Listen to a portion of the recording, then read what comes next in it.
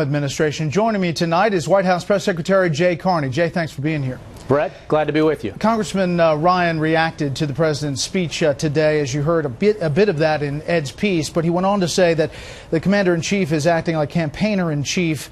He's not coming up with solutions and ideas. He'd rather have bitter partisan attacks. How do you respond to that? Well, Brett, I would simply ask Congressman Ryan to respond with the same specificity, the same reliance on math and facts as the president presented in his speech today. Instead, he responded with a lot of boilerplate. Look, leadership is not presenting a budget that uses a magic asterisk to explain away $900 billion in additional non-defense discretionary spending cuts, that says we're going to give massive tax cuts to the wealthiest Americans and somehow pay for them with unspecified closing of loopholes and other means that Congressman Ryan said he'd let the Ways and Means Committee deal with in the future. That's not responsible budget presentation. What the president did today was lay out clearly and in wonky detail why that vision isn't right for America and why it does represent a situation in the Republican Party where what used to be the center of the party has disappeared and realigned itself with what is a very conservative vision that's outside of the American mainstream. Jay, you say responsible budget presentation. Democrats put forward a budget that failed in the House. A version of the president's budget was voted on in the House, and Democrats said it was a stunt, but it fell 414 to 0. Right. Senate Democrats have not passed a budget resolution in 1,070 days. Why?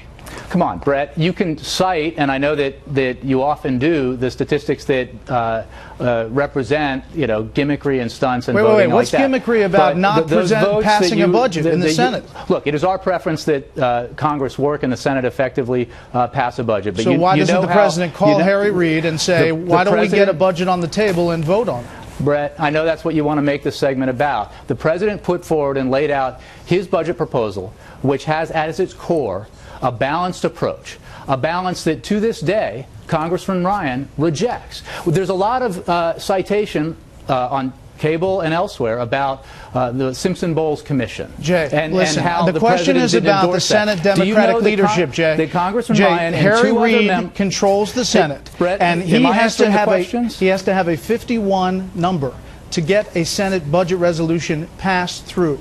Why doesn't he put something close to the president's budget on the table in the Senate and pass it with 51 votes? He has the votes. Brett, the president has put forward a budget proposal. He would absolutely be delighted if Republicans were willing to approach our deficit challenges in the same balanced way that every bipartisan commission says we must. And that the Simpson-Bowles Commission, which a lot of people like to cite as a high standard which has to be met, included in its membership Congressman Ryan and two other House Republicans. And guess what? They voted against it. I understand, but you understand the gist of my question. There is no, you can it's talk not about 60 votes. It's all Democrats. And all Democrats could vote on a budget.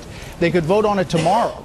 And they could pass it if they put it on the table. You know that. So why doesn't the president call Harry Reid and say, do that? Brett, I know that that's what you want to make this about. No, that's what I'm asking. You know that the only way in modern-day Washington to achieve a significant budget compromise is when both parties are willing to work together. That doesn't mean a unanimous Republican vote in the House or a unanimous Democratic vote in the Senate. It means coming together in a balanced way, on a balanced approach. The President and Democratic leaders have demonstrated their willingness to embrace a balanced approach that the American people overwhelmingly support. What the Ryan Republican budget does is say that we should double down on the same policies that got us into the fiscal mess and economic mess that we're just recovering from. Okay, we're not making headway on this point, but we'll come back to it. On the great debate about the Senate budget proposal? No, on the president's budget being presented in the Senate. I think you know that there could be a vote on it, and if they wanted to. This statement by the president in the Rose Garden has raised a lot of eyebrows and got a lot of reaction.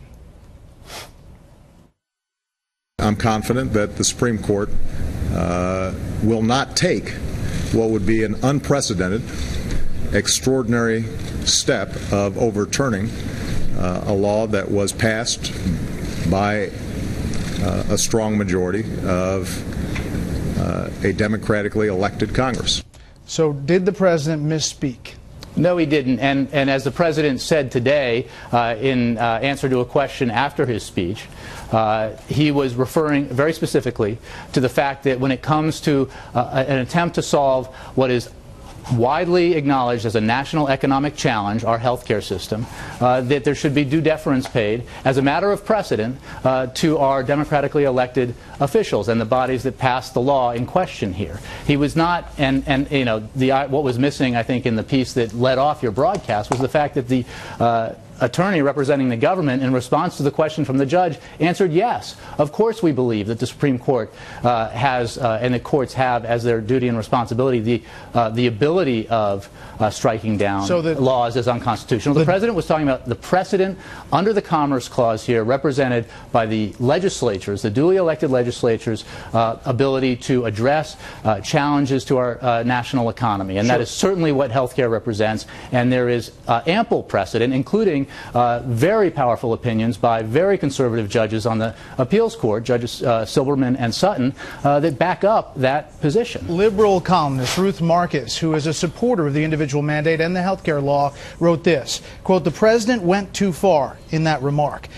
That's what courts have done since Marbury versus Madison. For the president to imply that the only explanation for a constitutional conclusion contrary to his own would be out of control conservative justices does the court a disservice."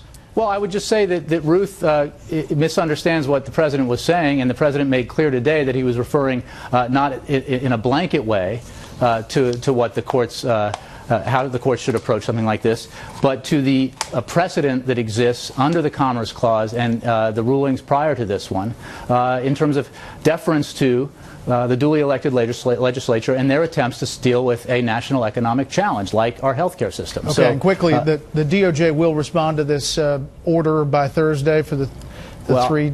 I haven't spoken to anybody at the Department of Justice, but I saw read what the attorney present said, which is she very clearly answered yes.